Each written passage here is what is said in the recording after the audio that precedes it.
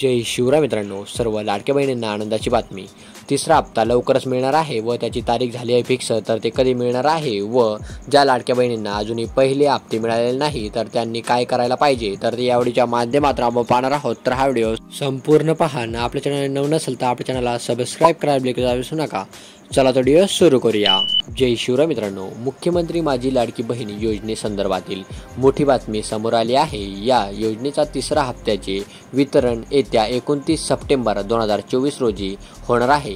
याबाबतची अधिकृत माहिती महिला व बालविकास कल्याण विभागाच्या मंत्री अदिती तटकरे यांनी माहिती दिली आहे। या निर्णयानंतर आता लाडकी बहीण योजनेचा पात्र तिसरा हप्ता महिलांना प्रतिमाह 1500 रुपये या हिशोबाने पैसे मिळणार आहे मित्रांनो।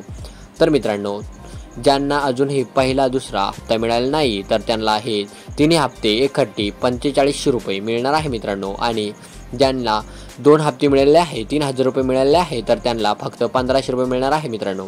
आणि मित्रांनो, ज्यांना अजूनही कोणताही हप्ता मिळालेला नसेल तर त्यांनी लवकरात लवकर आपली आधार सीडिंग करून घेणे आणि आपला अर्ज मंजूर झाला आहे की नाही, की आपला अर्ज रिजेक्ट झाला आहे हे चेक करून आपला अर्ज मंजूर करून घेणे व आपली आधार सीडिंग करून घेणे गरजेचे आहे। तरच आपल्याला हे लाडक्या बहिणी योजनेचे हप्ते मिळणार आहे मित्रांनो। तर लवकरात लवकर ते करून घ्या मित्रांनो। आणि मित्रांनो, ज्याची आधार सीडिंग लवकर होत नसेल तर त्यांनी आपले इंडियन पोस्ट ऑफिसचे खाते खोलून त्यामध्ये आपल्या लाडक्या बहिणीचे पैसे मिळू शकतात मित्रांनो।